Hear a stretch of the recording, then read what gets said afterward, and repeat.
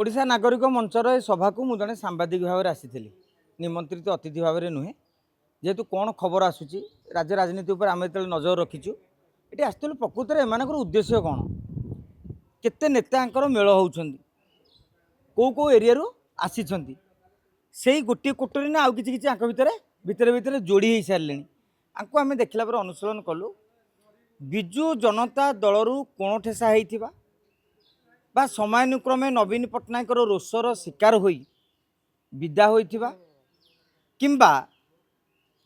विजु जनता दल गोटे कोटरी प्रादुर्भाव बढ़ला पर छटपट हो जो मैंने बीजेडी टू निष्क्रिय हो जाइथिबा नेता माने एकाठी होइथिले एवं सेमाने समस्ते विजु प्रेमी एमान भितर पाखापाखि 20-30 जन पूर्वतन विधायक थिले जो मैंने अतीत जनता दलू लड़ी एवं विजु जनता दलू लड़िकी विधायक होइछन्ति एथुर गोटे जिनस अनुमान करागला जे विजु जनता दल रे जो चली हट चमट चली एवं ताकू नेकी जो माने संसद माने द्वंद्व अच्छा आगामी दिन में विजु जनता दलर भविष्य को लेकिन द्वंद्व रही नेता माने गोटे मंच गठन करिसेंती भविष्य प्रस्तुत होगापाई एवं आज सौम्यरंजन पट्टनायक कथा कहतु बा विजय महापात्र कथा कहतु से माने केही मध्य सीधा सड़क भाव में कहले नहीं आम एक राजनैतिक दल गठन करूँ किंतु जड़े सांबादिक भाव में मुझे बुझिली गोटे राजनैतिक दल गठन होगापाई मूलदुआ पड़ा प्रक्रिया आरंभ होला जेहेतु विजय महापात्र जड़े चतुर राजनेता हठात दल को जाइकी काले पूर्वर अतीत दल करी तिक्त अनुभव होती तेणु से चाहिए जे ओडिशा नागरिक मंचर उद्देश्य को सारा राज्य रे लोक केते ग्रहण करुछंती आगामी दिन में से माने ब्लॉक स्तर रे नागरिक मंच गढ़िबे जिला स्तर रे गढ़िबे पंचायत स्तर रे मध्य गढ़िबे जदि से नागरिक मंच को समर्थन अधिका बढ़िला ताहले बोधुए 2029 निर्वाचन बेलू माने 28 अक्टोबर बेलू गोटे नुआ दलर अभ्युदय मध्य घटी पारे एवं आउ गोटे कथा आपण लक्ष्य करेंगे आगामी दिन में सीमा पुनर्निर्धारण पर आउ 60-70 आसन मध्य बढ़ुची एवं विजु जनता दल कांग्रेस मध्य गोटे मेट होगा जाऊँ नहीं उभय बीजेडी में किसी लोक असंतुष्ट अच्छा कांग्रेस किसी लोक असंतुष्ट अच्छा तेणु से गोटे छता मुझे बुझिली ओडिशा नागरिक मंच गोटे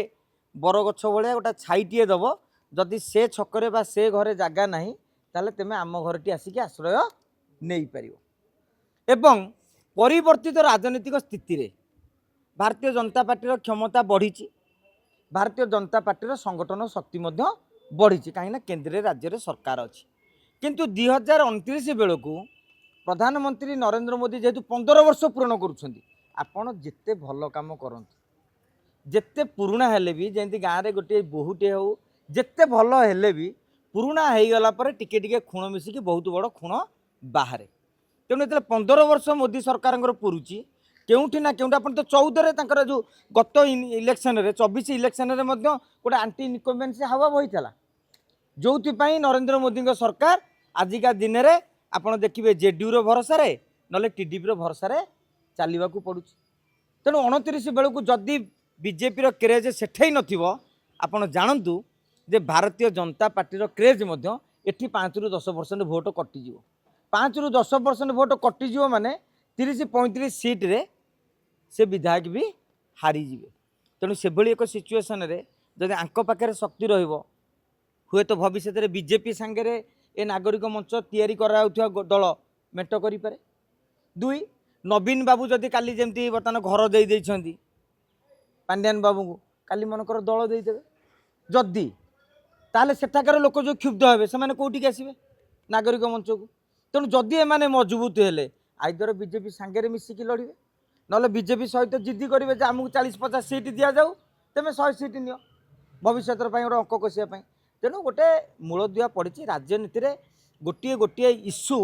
आपण को हिरो करदेव गोटे गोटे प्रसंग आपण को जीरो करदेव गोटे माहौल लोकंर कौन हुए आम गोटे खटी 10 जन आज गोटे बीजेडी कहते बीजेडी हावा हो जाता गाँव में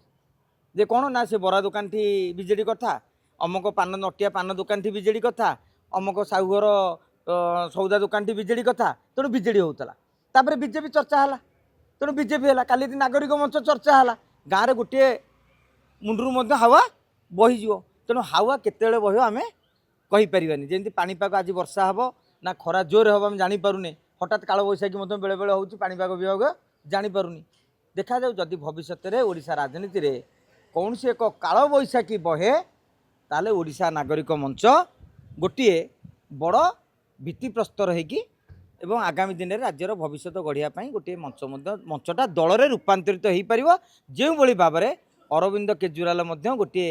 ମଞ୍ଚ କରିଥିଲେ, ଦୁର୍ନୀତି ବିରୋଧୀ ମଞ୍ଚ, ସେ ମଞ୍ଚ ଧୀରେ ଧୀରେ ପାର୍ଟିର ପରିକଳ୍ପନା କରାଯାଇଛି। ମୁଁ ଭାବୁଛି ଇଏ ସେଇ ଷ୍ଟାଇଲରେ ଯାଉଛନ୍ତି। କିନ୍ତୁ ମୋର ଗୋଟିଏ ପରାମର୍ଶ ରହିବ ବଡ଼ ବଡ଼ ନେତାମାନଙ୍କୁ, ନାଗରିକ ମଞ୍ଚର ନେତାମାନେ ତେମେ ଆଉ ଆବାହକ ରହନି, ଗାଁର ବ୍ଲକରେ ସାଧାରଣ ଲୋକ ଆବାହକ ରହନ୍ତୁ, ଆପଣ ଅତିଥି ଭଳିଆ ଯାଆନ୍ତୁ। ତାହେଲେ ବାର୍ତ୍ତା ଯିବ ଯେ ଏମାନେ କିଛି ପରିବର୍ତ୍ତନ ଲକ୍ଷ୍ୟ କରୁଛନ୍ତି। ଆଉ ତେମେ ଯଦି 4-5 ଜଣ ନେତା ଯଦି ଆପଣମାନେ ପଲଟଣ କରିକି 5-7 ଯିବେ ହେରି ଗାଡ଼ି ନେଇକି, ଲୋକ କାହାକୁ କହିକି ପଇସା ପତ୍ର ଦେଇ ଗଦା କରିଦେବେ, ତାହେଲେ କିଛି ଲାଭ ନାହିଁ। 10 ଜଣ ବି ବ୍ଲକରେ ଆସିବେ, କୋଉଠି ବିଜୟ ମାତ୍ର ଗଲେ, କୋଉଠି ଗୋଟେ ସୌମ୍ୟ ପଟ୍ଟନାୟକ ଗଲେ, କୋଉଠି ପାଣିବାବୁ ଗଲେ, କୋଉଠି ଅମର ଶତପଥୀ ଗଲେ, କୋଉଠି ନିରଞ୍ଜନ ପଟ୍ଟନାୟକ ଗଲେ, 10 ଲୋକ ମିଶିକି ଯଦି ଆସିବ, ତାହେଲେ ଲୋକଙ୍କ ଭିତରେ, ଯୁବପିଢ଼ିଙ୍କ ଭିତରେ ଭାବନା ସୃଷ୍ଟି ହେବ, ନା ଗୋଟେ ବିକଳ୍ପ ଆରମ୍ଭ ହେଉଛି, ଭଲ କାମ କରାଯାଉଛି, ଚାଲ ଟିକେ ସମର୍ଥନ କରିଦେବା। ତା ନ କରିକି ଯଦି ରାଜନୈତିକ ଉନ୍ମାଦନରେ ଆଜିଠାରୁ ML ଲଡ଼ୁ ଖାଇକି ଦଳେ ବସିବେ, ତାହେଲେ ଗଡ଼ି ପଡ଼ିବେ।